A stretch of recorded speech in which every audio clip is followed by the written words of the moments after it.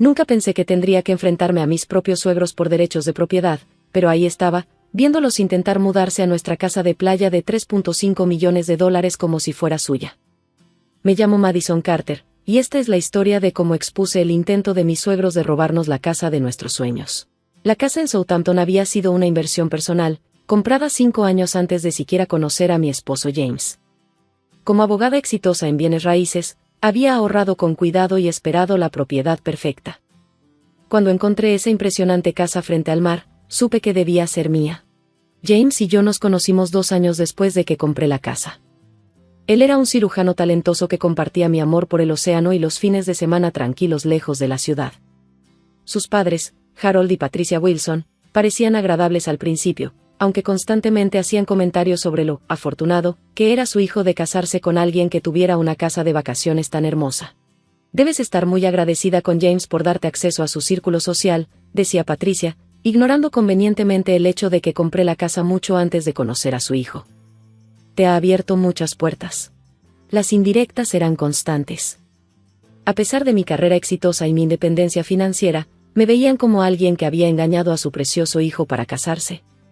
El hecho de que yo fuera dueña de una casa en la playa que ellos codiciaban no hacía más que aumentar su resentimiento. No está bien que una esposa tenga propiedades por separado, comentó Harold una vez durante una cena familiar. Todo debería ser propiedad compartida en un matrimonio. Mantuve la compostura, pero James sabía que sus comentarios me molestaban. No dejes que te afecten, me decía. Son anticuados, eso es todo. Pero, anticuados, no explicaba sus intentos cada vez más agresivos por apoderarse de la casa. Empezaron a llegar sin avisar para quedarse por largos periodos, reacomodaban los muebles e incluso daban recorridos a sus amigos como si fueran los dueños del lugar. La situación llegó a un punto crítico la semana pasada, cuando James tuvo que viajar a una conferencia médica en Europa. Yo me quedé en la ciudad para atender un caso importante, cuando recibí una llamada de mi vecina en la playa. Madison, hay un camión de mudanza en tu entrada, me informó Sara. Tus suegros están aquí con un montón de muebles diciendo que se van a mudar permanentemente. Están diciendo que James les cedió la casa. Sentí que me subía la presión, pero mantuve la voz firme. Estaré ahí en 2 horas. Por favor, mantén todo bajo observación. Durante el trayecto a Southampton intenté llamar a James, pero por la diferencia de horario y su agenda, no logré contactarlo. No importaba, tenía todo lo necesario en mi portafolio. Cuando llegué a la casa, la escena era surrealista. Un enorme camión de mudanza estaba estacionado en la entrada, y Harold dirigía a los trabajadores que llevaban sus muebles a mi casa. Patricia estaba en el jardín, arrancando mis hierbas cuidadosamente plantadas para hacer espacio a sus preciadas rosas. ¿Qué se supone que están haciendo?, pregunté al bajarme del coche. Patricia apenas levantó la vista. Ay, querida Madison. ¿No te dijo James? Nos cedió la casa como regalo anticipado de jubilación. Siempre nos ha encantado este lugar, y él estuvo de acuerdo en que debía quedarse en la familia. ¿En serio?, dije con voz serena.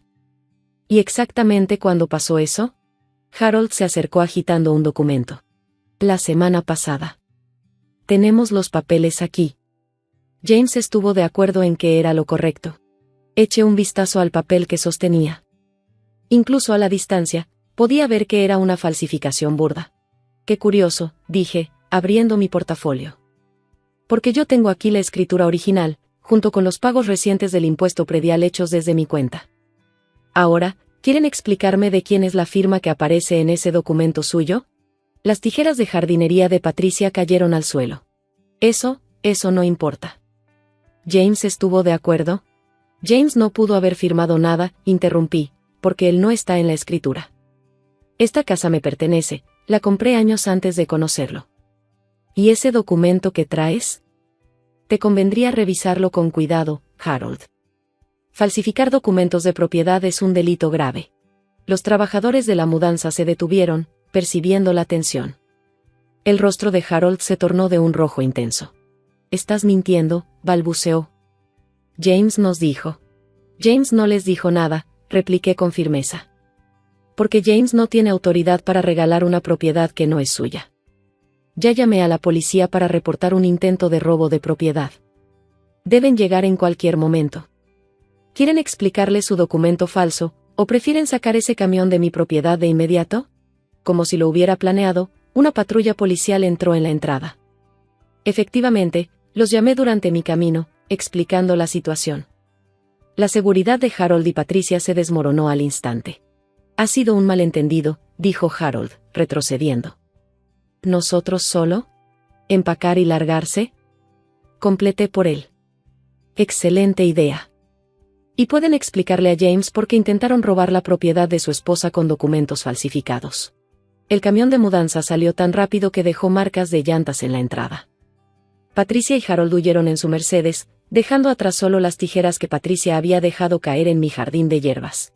Di mi declaración a la policía, mostrando los documentos legales que probaban mi propiedad, y la falsificación que Harold dejó caer en su prisa por escapar.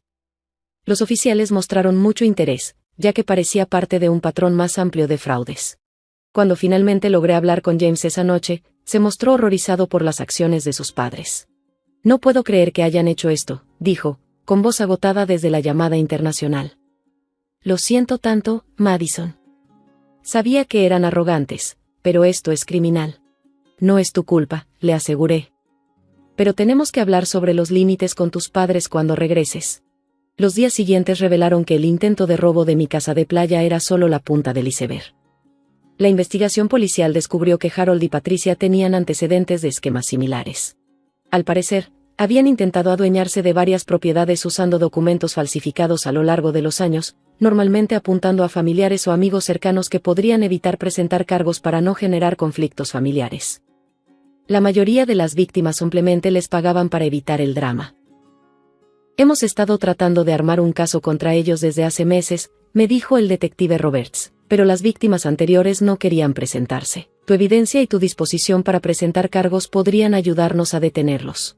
James apoyó totalmente mi decisión de emprender acciones legales. Han salido impunes de este comportamiento por demasiado tiempo, dijo, tras regresar anticipadamente de su conferencia. Tal vez enfrentarse a las consecuencias finalmente los haga cambiar. Harold y Patricia contrataron a un abogado carísimo y trataron de alegar que todo había sido un malentendido, pero su historia se vino abajo bajo escrutinio. El documento falsificado que habían creado era tan amateur que su crimen resultaba tanto grave como patético. Otros familiares empezaron a hablar y compartieron historias similares. Una prima de James les había vendido su condominio en Florida luego de que le presentaran papeles falsos. Su tía había perdido un terreno valioso por culpa de sus engaños. Siempre contaban con la lealtad familiar y la vergüenza para mantener a sus víctimas calladas. Solo queríamos asegurar nuestra jubilación, sollozaba Patricia cuando se le presentó la evidencia. Le hemos dado todo a esta familia. Pero la verdad era que llevaban años aprovechándose de sus lazos familiares para robar propiedades que creían merecer. Su manera de manipular y de hacer sentir culpables a sus víctimas hacía sus crímenes aún más despreciables. El fiscal estaba armando un caso sólido contra ellos. Múltiples cargos de fraude, falsificación e intento de robo probablemente resultarían en sanciones significativas. Su reputación en la comunidad, que tanto valoraban, quedó hecha trizas. James luchaba con las revelaciones sobre sus padres, pero seguía apoyando mi decisión de llevarlos ante la justicia.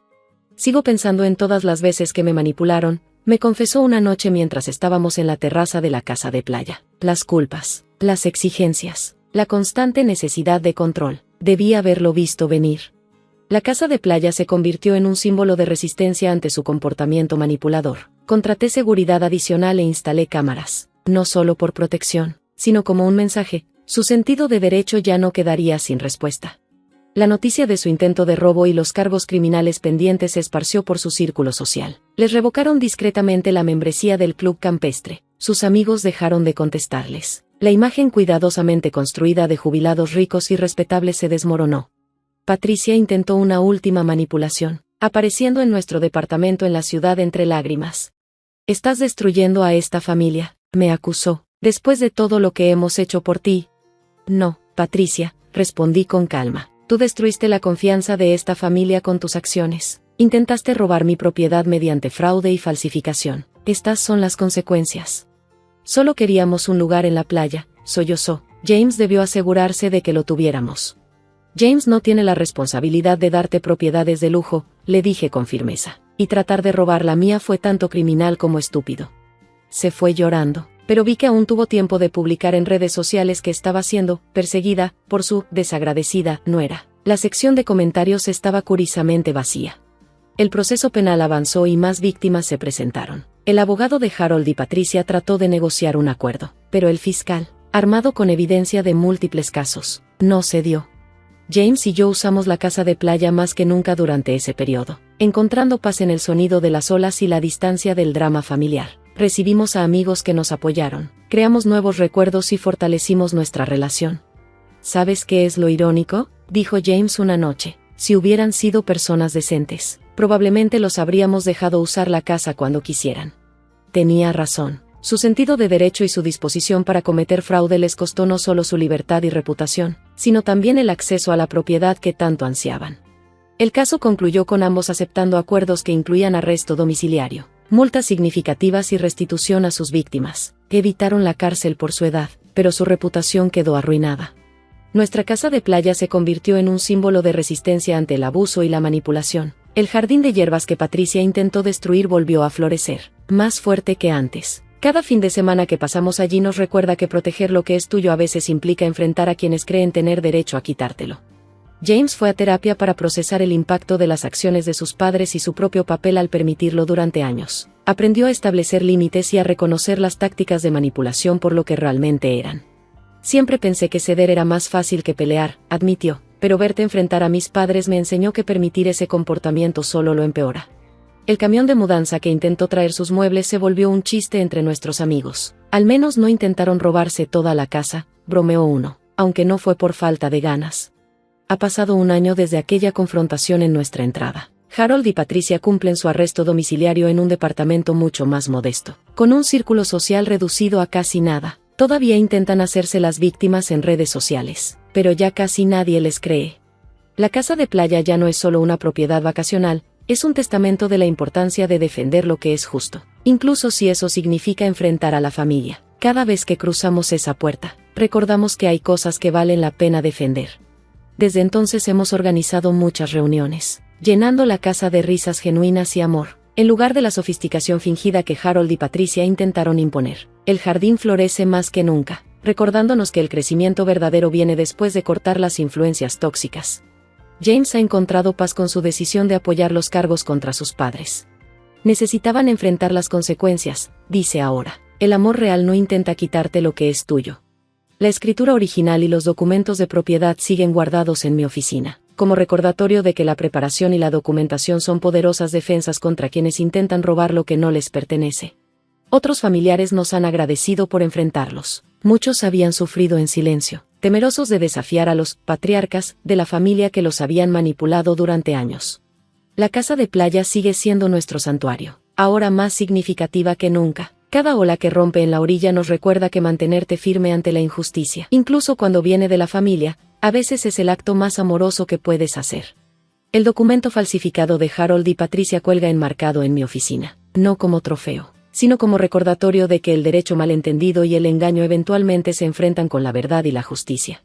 El camión de mudanza que se marchó ese día no solo se llevó sus muebles, también cargó con los últimos restos de su poder para manipular y engañar. A veces, los mejores finales llegan cuando uno está dispuesto a mantenerse firme frente al mal, incluso si proviene de quienes deberían saber comportarse mejor.